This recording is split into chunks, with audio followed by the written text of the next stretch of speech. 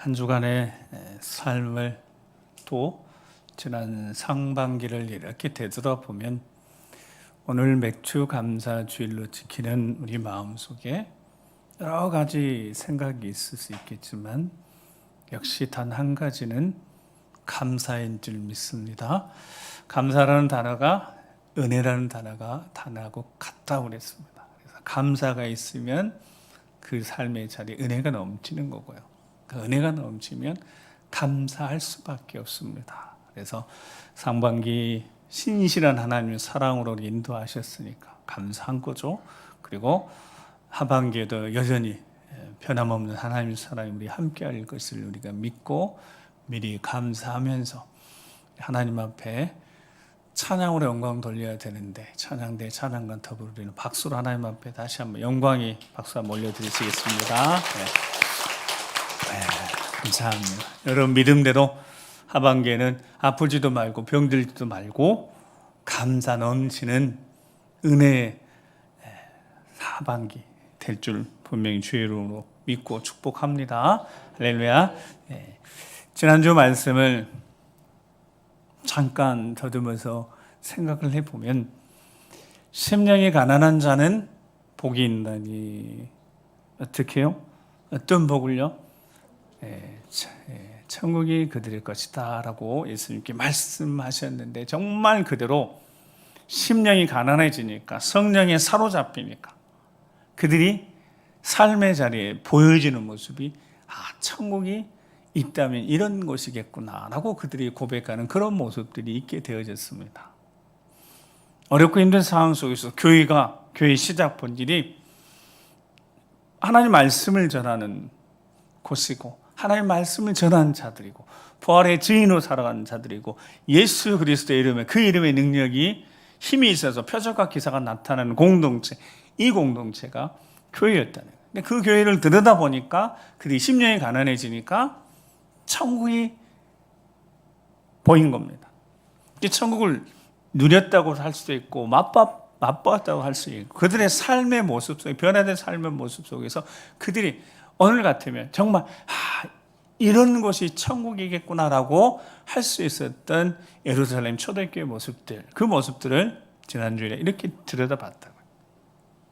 그들의 모습 가운데 진짜 변화된 모습들. 그래서 누가가 썼는데 거짓말을 썼을 리가 없고 제가 그랬죠. 거짓말을 썼을 리가 없고 분명히 정확하게 확실하게 기록했던 그 천국의 모습들. 우리는 천국을 이때어 살아가는 이 땅에서 천국을 경험하고 맛보고 살다가 천국이 이때어서 살아가는 사람들이니까 그 천국의 모습들을 우리가 지난주에 본문 말씀을 다시 한번 우리 읽어보면서 그들 가운데 나타났던 모습들 다시 한번 살펴보도록 하겠습니다. 사도행전 4장 32절에 35절 말씀 같이 다시 한번 읽어보겠습니다. 시작.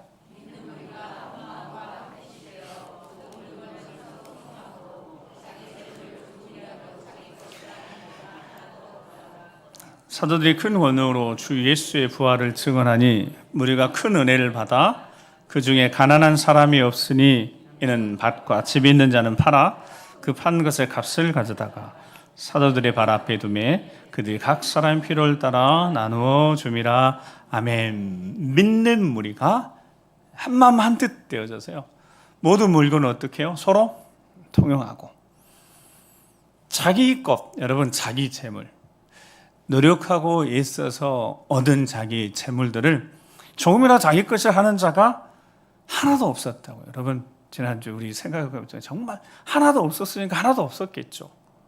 정말 그렇게 해서 그렇게 기록을 했겠죠. 사도들이 큰 권능으로 주 예수 부활을 증언하니까 부활에 대한 확실한 믿음을 가지고 다시 오실 주님을 기다리면 세상 것이 더 이상 중요한 게 아니었으니까. 내가 집이 있고 밭이 있었는데 그 주님 오시면 그거 천국 가져갈 것도 아니니 그거 밭을 그냥 팔았어요. 심지어 집까지 팔았어요. 여러분 누가 시켰을까요? 절대 아닙니다. 시켜서는 못할 일이에요.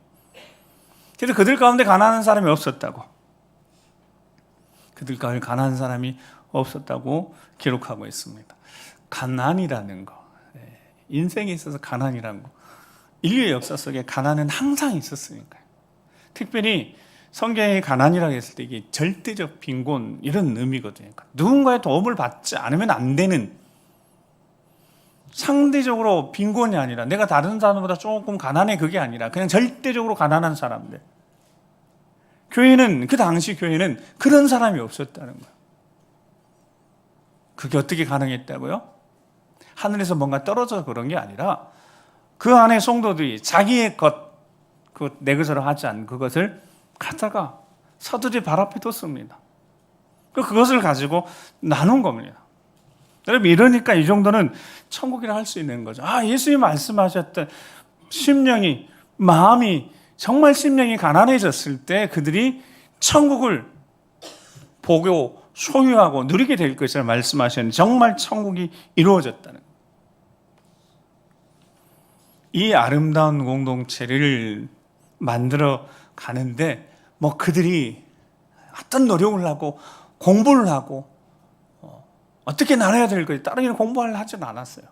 그게 너무너무 자연스럽게 된 겁니다. 근데 그것이 예수님이 말씀하셨고 가르치는 말씀대로 되어진 겁니다. 우리 성경은 하나님 말씀이, 기록한 말씀이 있는데 그 말씀이 그대로 이루어진다고. 그래서 이루어진 말씀을 우리가 듣고 믿음이 생기는 겁니다. 믿음이 어떻게 생긴다고요? 말씀을 통해. 그 말씀이 어떤 말씀이? 약속 말씀 하셨고, 근데 그 말씀대로 되어지는 겁니다. 그러니까 우리는 그것을 믿는 거야. 믿음으로. 지금 여기서는 붙잡아지지 않고 보이지 않지만 하나님이 말씀하셨으니까 되어질 줄 믿고 믿음으로 살아가는 사람들. 감사도 세상은 조건에 감사지만 어떤 것이 이루어져서 감사해요. 우리는 어떻게 감사할 수 있는 사람들이라고요? 미리 하나님이 약속하셨으니까 이루실지 믿고 감사할 줄 아는 사람들. 이걸 그래서 감사 신앙이라고 그런다고. 근데 이 초대교회에 나타난 성령이 그들 가운데 임하시고 나타난 이 모습들이 마치 천국과 같은 모습들이 말씀이 있었고 가르쳐 주셨고 그 말씀대로 되어졌다는 겁니다. 그래서 지난주에 그게 마태복음 5장에 있었다는 말씀을 나눴던 거고요. 그 마태복음 5장에 있었던 말씀을 좀 더 살펴보면 예수님이 그들에게 복이 있는 사람들, 복이 함께하는 사람들이 이렇게 이런 사람들이라고 팔복을 말씀하신 다음에 그 뒤에 그들에게 말씀하셨던 말씀이 있지 않습니까? 너희는 세상의 소금이라 빛이라. 소금이 돼야 된다. 어떤 과정을 거쳐 소금이 돼야 되는 거, 어떤 과정을 거쳐 빛이 돼야 된다는 것이 아니라 그냥 그들이 소금이고 빛이라고 선포하셨습니다. 누가요? 예수님이. 그 말씀이 그대로 이루어진 줄 믿습니다. 그러니까 말씀하신 대로 이루어지는 겁니다. 예수님이 뭐라고 말씀하셨던 걸 다시 기억해 본다면 그 말씀대로 이루어졌음을 우리가 알 수 있습니다. 세상의 소금과 빛이라고 말씀하신 다음에 마태복음 5장 16절에 뭐라고 말씀하셨습니까? 마태복음 5장 16절 말씀입니다. 시작.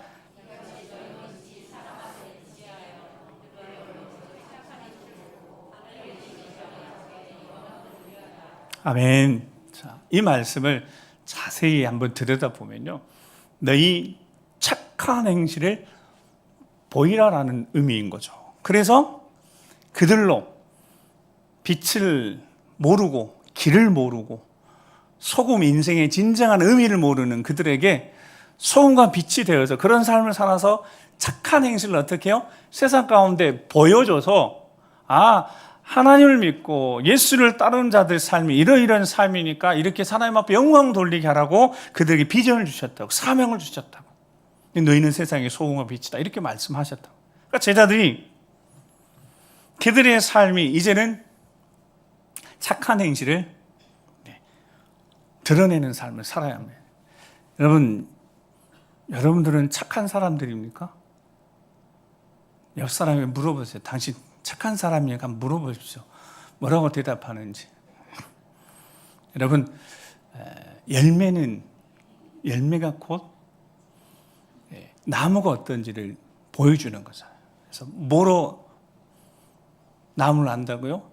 열매로 아는 겁니다. 예수님 그렇게 말씀하셨어요. 열매로 나무를 아는 겁니다. 그럼 착한 행실은 어디에서 나오는 것이겠습니까? 여러분, 착한 행실이 어디서 나와요? 이 사람의 이 마음, 쌓는 선을 쌓았다면 그 쌓은 선, 마음의 선이 나오는 거고, 뭐 악을 쌓았으면 악이 나오는 거고요. 그러니까 착한 행실, 여러분, 착한 행실은 어디서 나오냐? 우리가 예수 그리스도, 우리 주님을 닮아가는 이런 과정 속에 성령이 충만하여서 사도행전에 보니까 성도, 초대교회 성도의 성령이 충만한 가운데 그들이 뭔가 변화가 일어났어요. 그러니까 그들이 노력해서 배워서 된 게 아니에요. 뭐 공부를 열심히 해가지고 어떤 일이 착한 일이, 여러분 착한 일로 하면 착한 일, 어떤 게 착한 일인지 배울 수 있습니다. 착한 일을 100가지, 1000가지 알아도 여러분 그것이 내 것이 안 될 수 있는 거죠. 못 될 수 있는 거죠.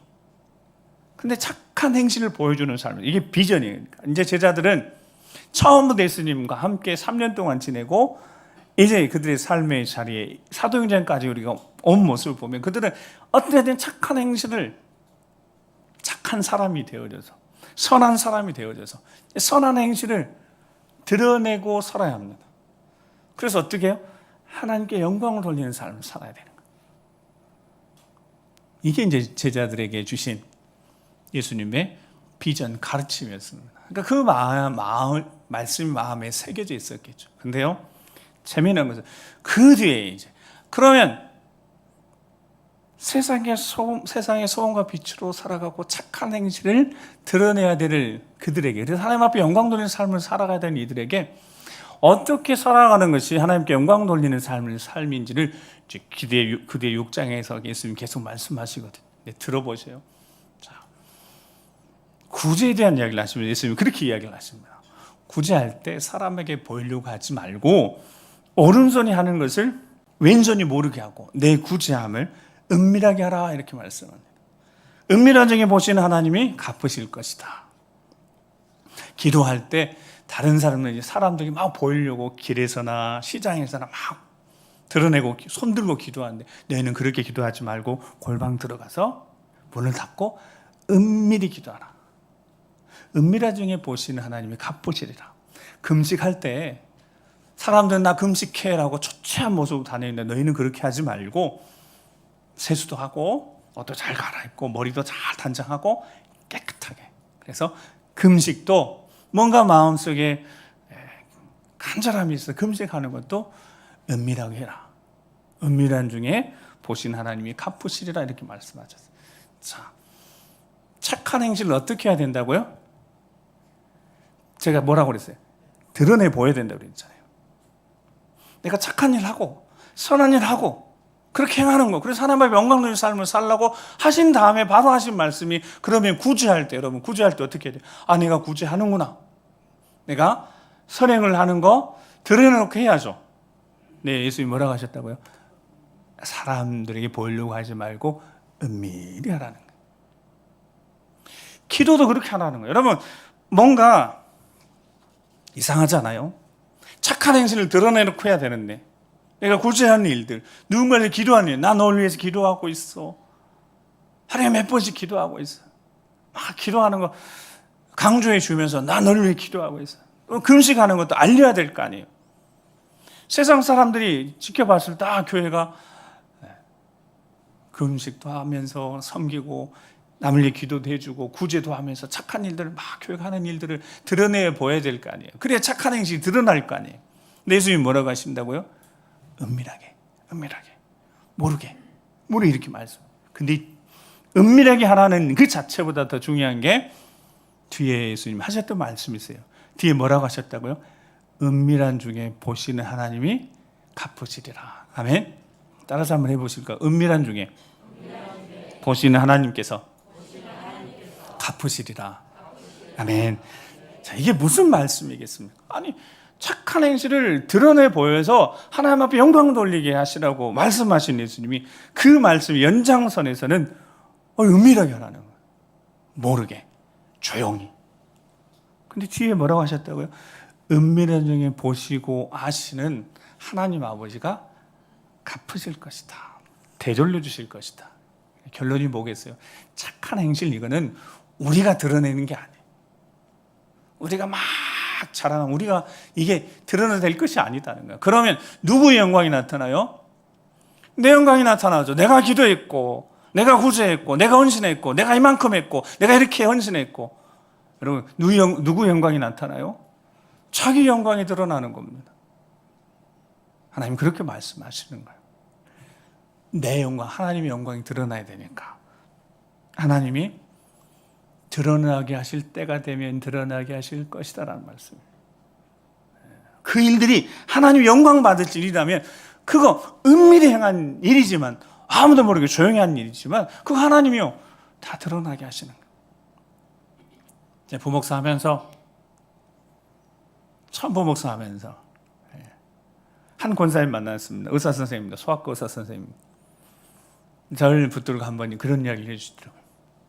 목사님, 하나님 편에서 봤을 때, 그 권사님 하시는 말씀, 하나님 편에서 봤을 때 한편에서는 하나님 앞에 정말 도움을 청하는, 기도하는 손길이 절박한 사람들이 있고, 한편에는 그 절박함을 해결해 줄 수 있는 사람들이 있다는 거예요. 근데 이 비중을 보면 여러분, 절박해서 하나님 앞에 부르짖어 기도하는 이들이 훨씬 많겠죠. 수가 훨씬 많겠죠. 그리고 이 기도하는 이들의 절박함을 누군가 들어줄 수 있는 사람이 있다. 근데 그 권사님은 자기는 이 편에 서서, 하나님, 목사님, 나는 하나님께 쓰임받는 걸 너무너무 좋아한다. 하나님 앞에 그렇게 쓰임받고 싶어요. 그렇게 하시면 자기 간증을 들려줄 때 저는 그 간증을 지금도 해줄 수 없어요. 수학교사 선생님이니까 이렇게 이들 데리고 환자들 보통 오면 이제 할머니들이나 이렇게 데리고 오는 거예요. 근데 어느 날 그런 마음이 있다는 거야. 내가 저 할머니에게 좀 돈을 내주고 싶은 마음이 든 거예요. 그러면 그때는, 그날은 마음속에 탁 품고, 그 할머니 내일 다시 오세요. 보통 이제 치료하는 과정 속에 금방 안 끝나요. 내일 다시 오세요. 그래서 무조건 집에 가서 있는 현금을 다 모아가지고 봉투에 무조건 담는다는 거. 얼마인지 계산 안 하는 거.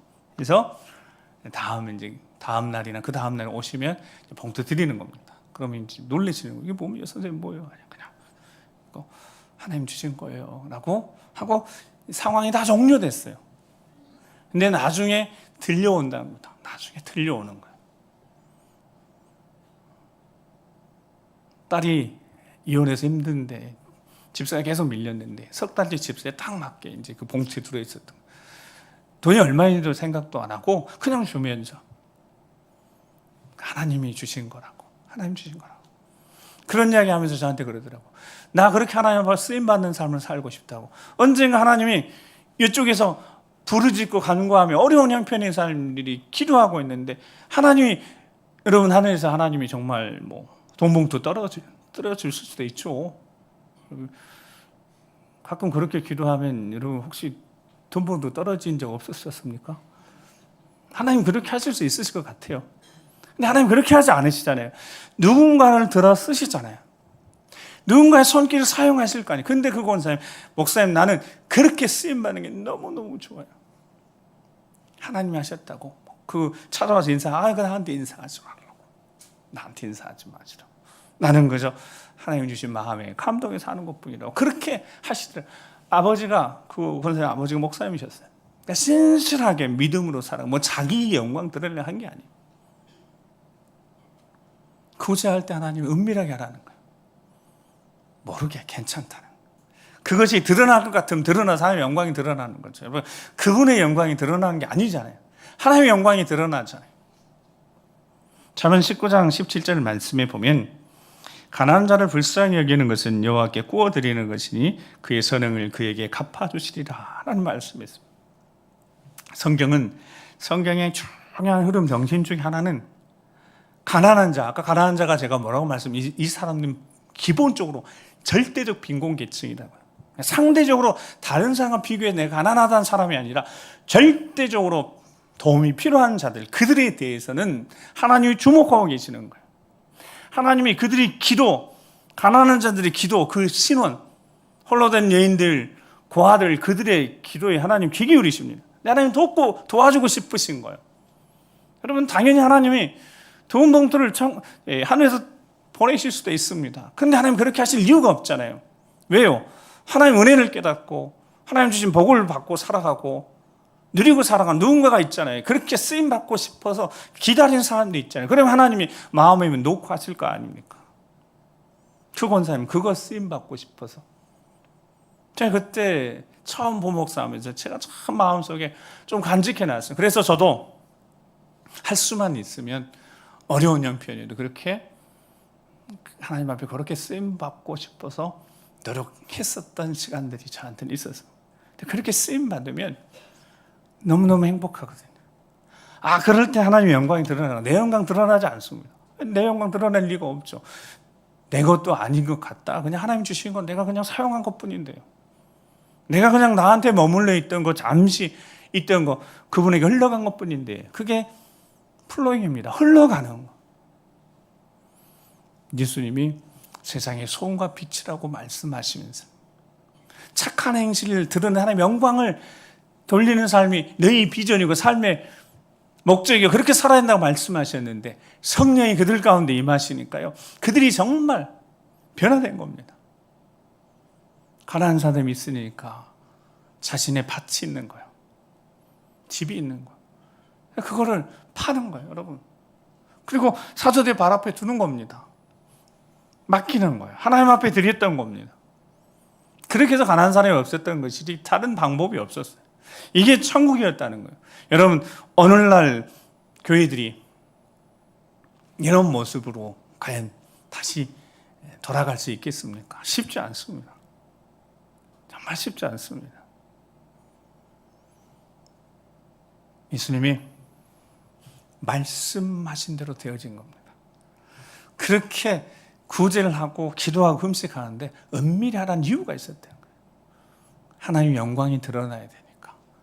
하나님이 하셨습니다 라고 하나님 앞에 영광 돌려대는 모습들이 드러나야 돼요. 근데 초대교회를 이렇게 들어봤더니 그들이 여러분 다 똑같이 하나님이 하신 거예요. 내가 한 게 아니라 하나님의 영광이 드러났습니다. 하나님 기뻐하시는 모습이 그들 가운데 그들이 이루어졌다는 거예요. 오늘 본문 읽었던 본문 보면 이제 하나님의 영광이 드러내는 방법에 대해서 하나님의 영광이 어떻게 드러날 것인가, 그 영광은 누가 드러나게 하신다고요? 하나님 때 하나님 방법을 하나님이 하시는 겁니다. 쓰임받는 사람이 있고 어떻게 하나님의 영광이 드러나는지 오늘 19절 20절 말씀을 같이 한번 읽어보겠습니다. 하나님의 영광이 드러나는 방법이 시작.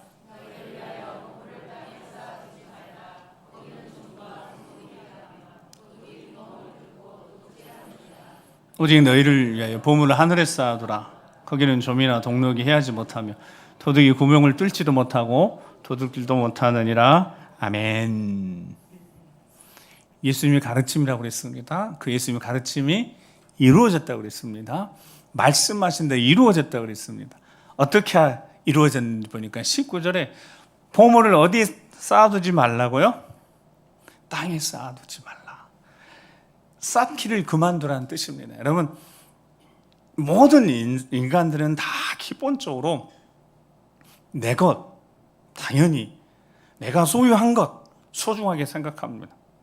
그리고 내가 또 원하는 어떤 것, 갖고 싶은 것을 위해서 상당한 대가, 희생을 치러서 그것을 얻고요. 그래서 그것이 값을 많이, 희생을 많이 치렀다면 그거 소중한 겁니다. 여러분, 이 소중한 건 남한테 쉽게 손 벌릴 수 없다고요. 젊은 날에 젊음과 맞바꿔서 땀 흘려 헌신하고 희생해서 얻은 그것이 물질이라면 그 물질로 집을 샀든 뭘 샀든 가지고 있는 자체가 여러분 얼마나 소중하겠어요. 근데 하나님의 영광이 드러나려면 그리스도인 하나님의 자녀들이 예수님 따라가는 사람들이 하나님의 영광 드러나려면 그 보물을 소중히 여기는 그 어떤 것을 땅에 쌓아두면 안 된다는 겁니다. 땅에 쌓는 것을 그만두라고, 땅에 쌓기를 멈추라고 말씀하시는 겁니다. 왜냐하면 거기는 점이 있고 보통 이제 의복 그 당시에 옷이 많은 거 아니니까 겉옷이 정말 중요한데 그 겉옷 같은 걸 이렇게 먹는 좀이 있지 않습니까? 그 좀이 결국 쌓아놓다가 나중에 결국 좀이 먹어서 옷 버리게 되는 일들이 있는 거고, 동록이라는 것은 돈에 생긴 녹이라는 생각에 정확히는 이제 갉아먹는 어떤 벌레입니다. 결국 시간이 지나면 못 쓰는 게 생긴 거예요. 도둑이 구멍 뚫고 도둑질 한다는 거예요. 당연히 그런 거죠. 어려운 이야기는 아닙니다. 그러니까 하나님이 영광이 드러나는 방법이 20절에 뭐라고요? 자, 20절에 시작. 오직 너희를 보물을 어디에 쌓아두라고요? 하늘에 쌓아두. 하늘에 쌓아두는 방법. 그게 이제 중요한 거예요. 하나님 말씀 속에 보물을 하늘에 쌓아두는 방법을 알면 이게 하나님의 영광이 드러나는 거죠.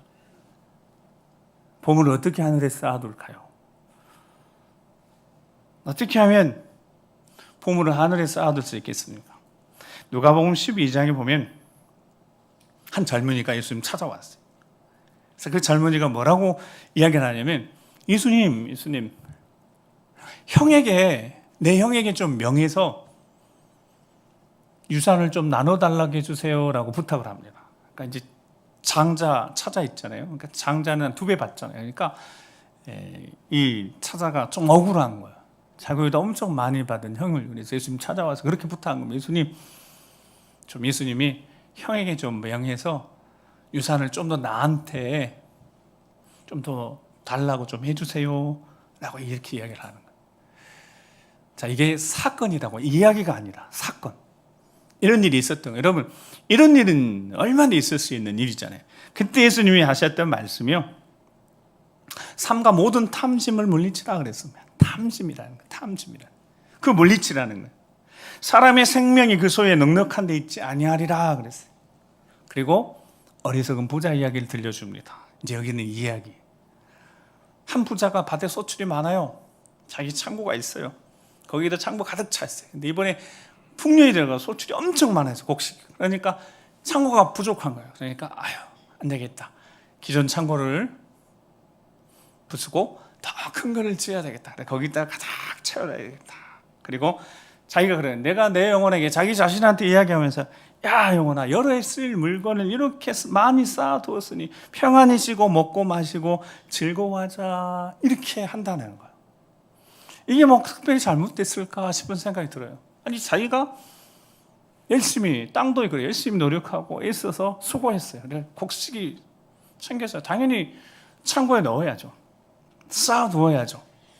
그런데 그 뒤에 예수님 들려준 말씀, 그런 이들에게 하나님 뭐라고 말씀하시는지, 어떻게 재물을, 보물을 하나님 나라에 하늘에 쌓아둬야 되는지 그렇게 알려주셨어요. 누가복음 12장 20절 21절 말씀입니다. 같이 한번 읽어보겠습니다. 시작.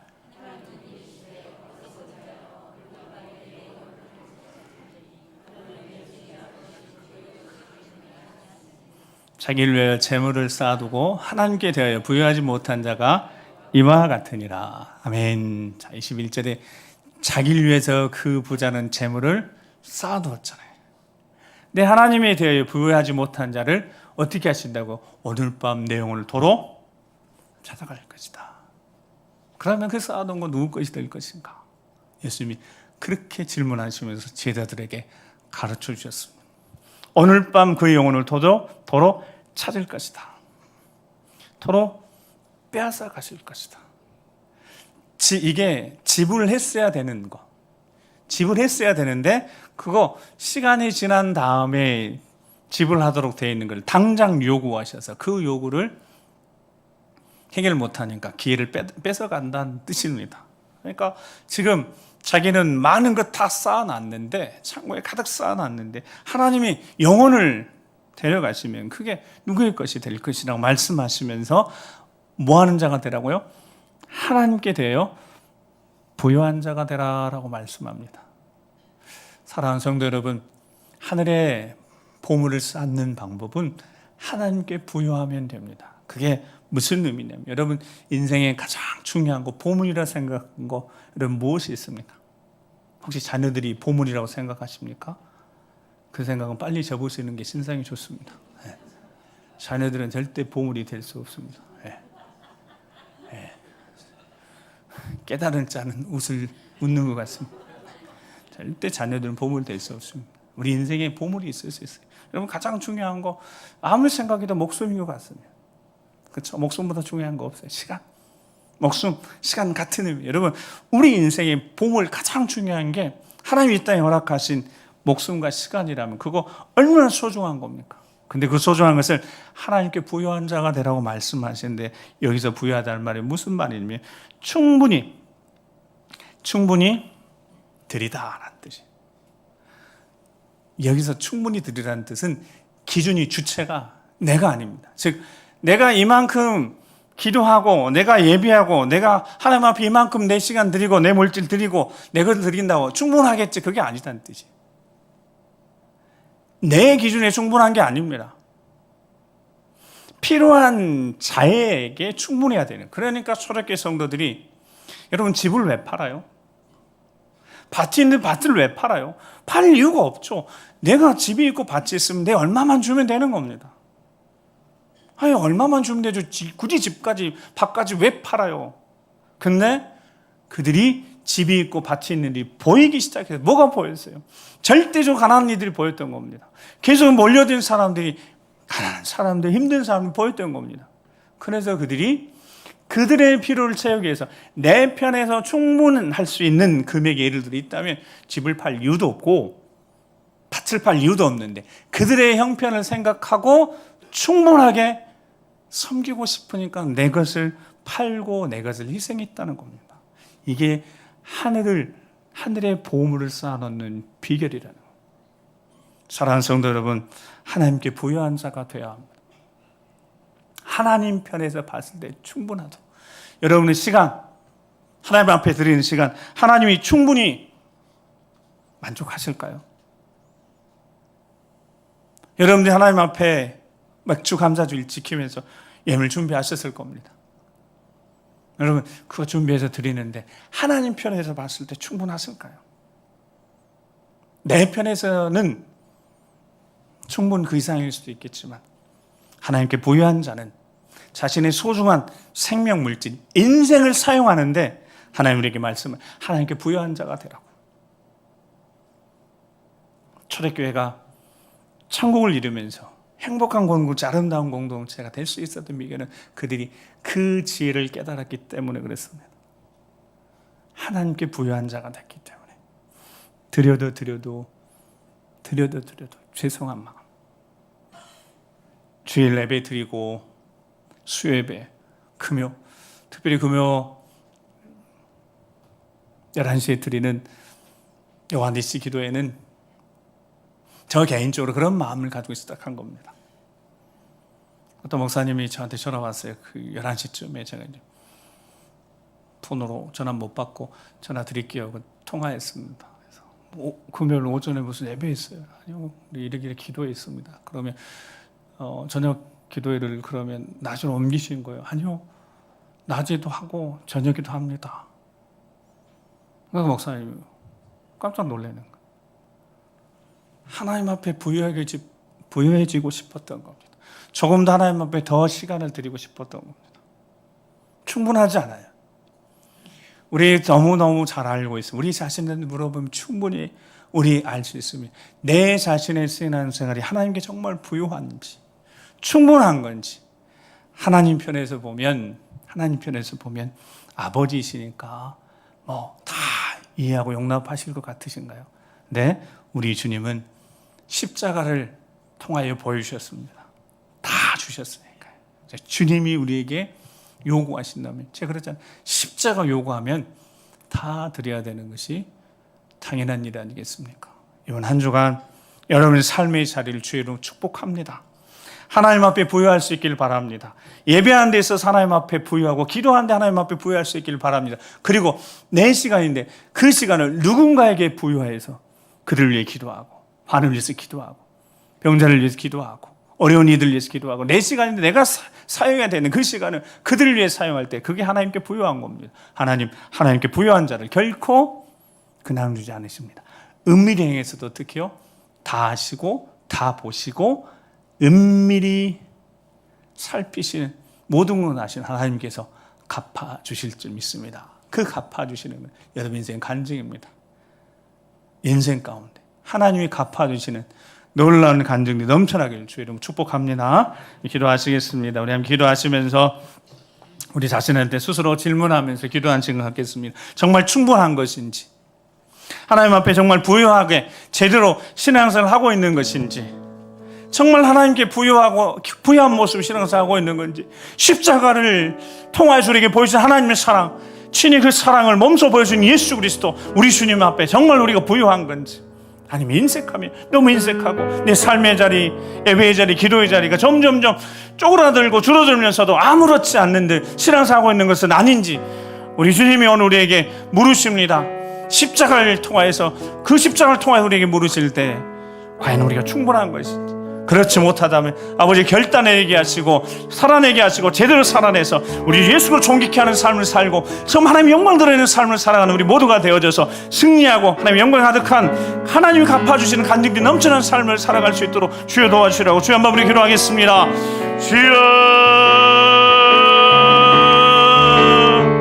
아버지 하나님, 우리 하나님 앞에 부유한 자들 되길 소망합니다. 우리 인생의 우리 모든 것들을 우리 임의대로, 우리 마음대로 충분히 사용할 수 있지만 우리 주님 사랑 생각하며, 십자가 사랑 생각하며 내 삶의 자리에서 주님 앞에 돌려야 될 시간들, 물질 내 인생을 무엇을 위해서, 가장 가치 있고 존귀한 일들을 위해서, 영적인 것을 위해서 우리 인생을 사용하길 소망합니다. 달아지고 없어져도 우리 예수 그리스도 주님의 십자가를 바라보며 기꺼이 감당할 수 있는, 눈물 내서 간절히 기도할 수 있는, 사랑을 섬길 수 있는, 그리고 쓰임받는 우리 예수도 존귀케 하는 삶을 살길 소망하오니 주여 우리를 불쌍히 여겨주시옵소서. 우리 붙잡아 주시옵소서.